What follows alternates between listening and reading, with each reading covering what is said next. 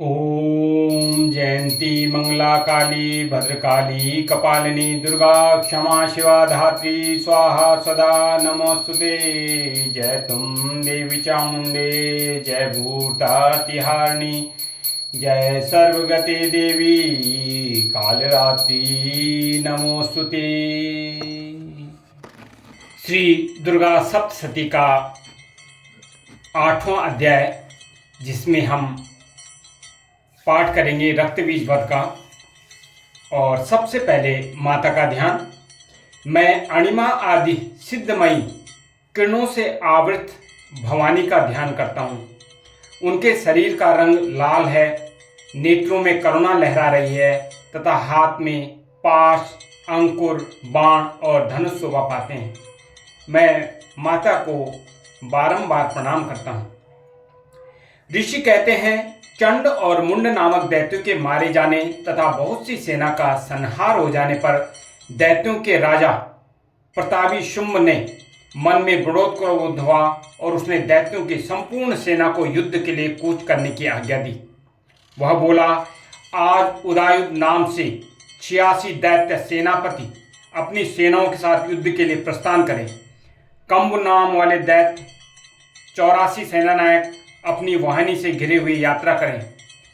50 कोटि वीर कुल के और 100 धौम्र कुल के असुर सेनापति मेरी आज्ञा से सेना से कूच करें।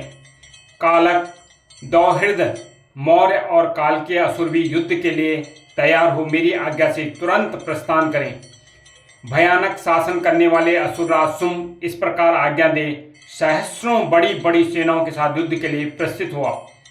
उसकी अत्यंत भयंकर सेना आती देख चंडिका ने अपने धनुष की टंकार से पृथ्वी और आकाश के बीच का भाग गुंजा दिया। राजन, तदनंतर देवी के सिंह ने भी बड़े जोर जोर से दहाड़ना आरंभ किया। फिर अंबिका ने घंटे के शब्द से उस ध्वनि को और भी बढ़ा दिया। धनुष की टंकार, सिंह की दहाड़ और घंटे की ध्वनि से संपूर्ण दिशाएं गूंज उठी।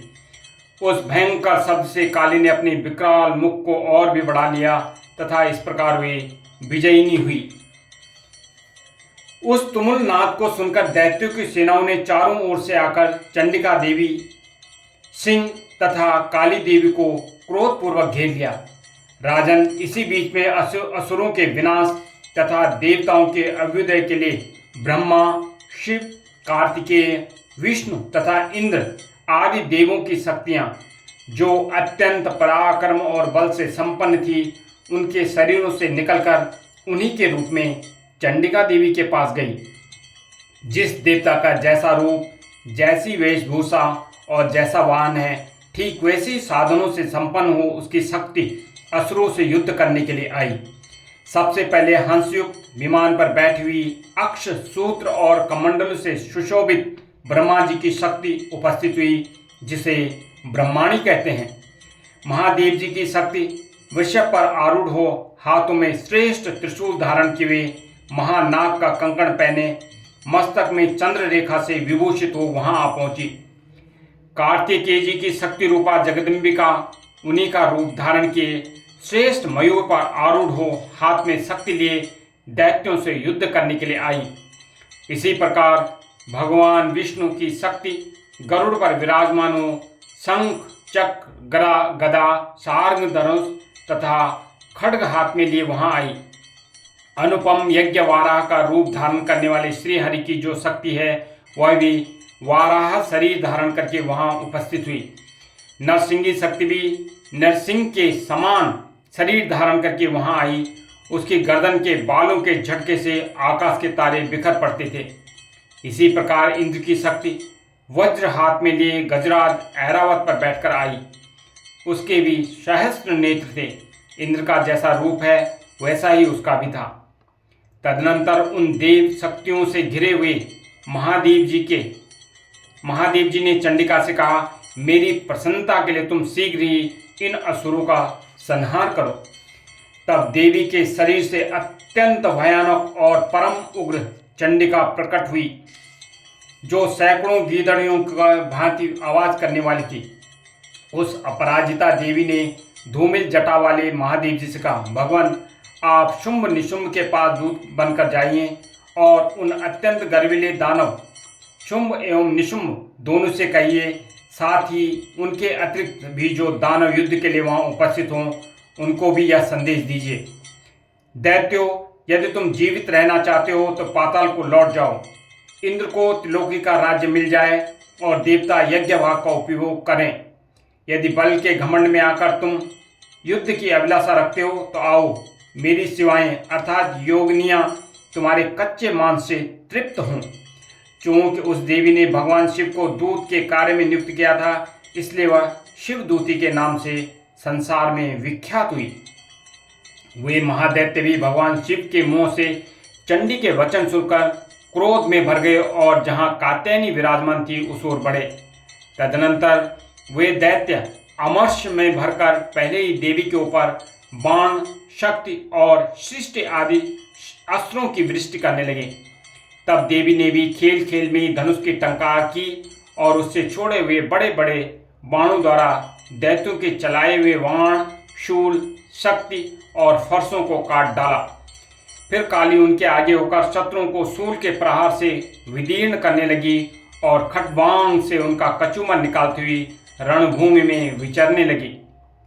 ब्रह्माणी भी जिस जिस ओर दौड़ती उसी ओर अपने कमंडलों का जल छिड़ककर शत्रुओं के ओज और पराक्रम को नष्ट कर देती थी। माहेश्वरी ने त्रिशूल से तथा वैष्णवी ने चक्र से और अत्यंत क्रोध में भरी हुई कुमार कार्तिकेय की शक्ति से दैत्यों का संहार किया। इंद्र शक्ति के वज्र प्रहार से विदीर्ण हो सैकड़ों दैत्य दानव रक्त की धारा बहाते हुए पृथ्वी पर सो गए।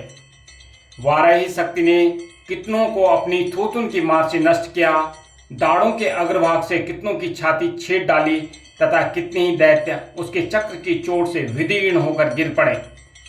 नारसिंगी भी दूसरे दैत्यों को अपने नखों से विदीर्ण करके खाती और सिंहनाद से दिशाओं एवं आकाश को गुंजाती हुई युद्ध क्षेत्र में विचरने लगी। कितने ही असुर शिवदूती के प्रचंड अट्टहास से अत्यंत भयभीत हो पृथ्वी पर गिर पड़े और गिरने पर उन्हें शिवदूती ने उस समय अपना ग्रास बना लिया। इस प्रकार क्रोध में भरे हुए मातृगणों को नाना प्रकार के उपायों से बड़े बड़े असुरों का मर्दन करते देख दैत्य सैनिक भाग खड़े हुए। मातृगणों से पीड़ित दैत्यों को युद्ध से भागते देख रक्तबीज नामक महादैत्य क्रोध में भरकर युद्ध करने के लिए आया। उसके शरीर से जब रक्त की बूंद पृथ्वी पर गिरती तब उसी के समान शक्तिशाली एक दूसरा महादैत्य पृथ्वी पर पैदा हो जाता।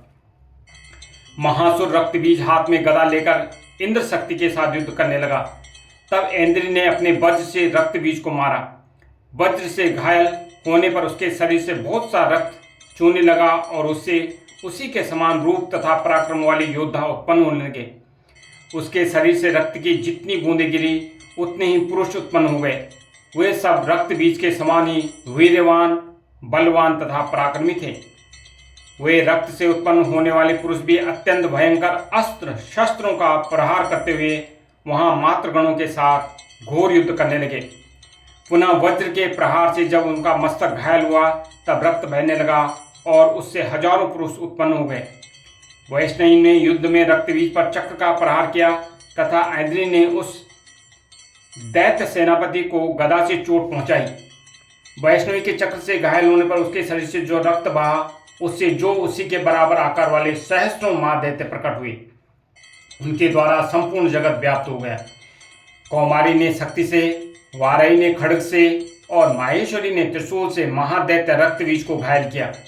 क्रोध में भरे हुए उस महादैत्य रक्तबीज ने भी गदा से सभी मातृ शक्तियों पर पृथक पृथक प्रहार किया। शक्ति और शूल आदि से अनेक बार घायल होने पर जो उसके शरीर से रक्त की धारा पृथ्वी पर गिरी उससे भी निश्चय ही सैकड़ों असुर उत्पन्न हुए। इस प्रकार उस महादैत्य के रक्त से प्रकट हुए असुरों द्वारा संपूर्ण जगत व्याप्त हो गया। इससे उन देवताओं को बड़ा भय हुआ।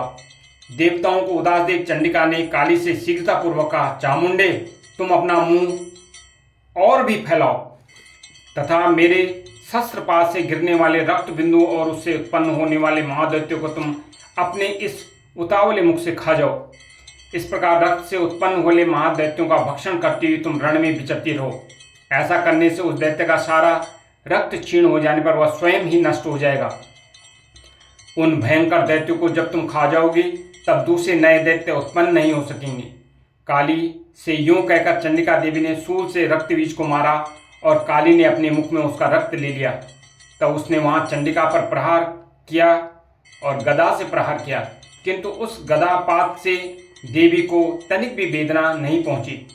रक्त बीज के घायल शरीर से बहुत सा रक्त गिरा, किंतु ज्यों ही वह गिरा त्यों ही चामुंडा ने उसे अपने मुख में ले लिया। रक्त गिरने से काली के मुख में जो महादैत्य उत्पन्न हुए उन्हें भी वह चट कर गई और उसने रक्त बीज का रक्त भी पी लिया। तदनंतर देवी ने रक्त बीज को, जिसका रक्त चामुंडा ने पी लिया था, वज्र, बाण, खड्ग तथा शिष्ट आदि से मार डाला। राजन, इस प्रकार शस्त्रों के समुदाय से आहत एवं रक्तहीन हुआ महादैत्य रक्त बीज पृथ्वी पर गिर पड़ा। नरेश्वर, इससे देवताओं को अनुपम हर्ष की प्राप्ति हुई और मातृगण उन असुरों के रक्तपात के मद से उद्धत सा होकर नृत्य करने लगा। इस प्रकार श्री मार्कंडेय पुराण में सावर्णिक मनवंतर की कथा के अंतर्गत देवी महात्म्य में रक्त बीज वध नामक 8वां अध्याय पूरा हुआ। जयंती मंगला काली भद्रकाली कपालिनी दुर्गा क्षमा शिवा धात्री स्वाहा स्वदा नमोस्तुते। जय त्वं देवी चामुंडे जय भूतार्तिहारिणी जय सर्वगते देवी कालरात्रि नमोस्तुते। हे चामुंडा माई, असुरी शक्तियों से हमारी रक्षा करना, हमारे ऊपर कृपा दृष्टि बनाए रखना। जय माता दी, जय माता दी, जय माता दी।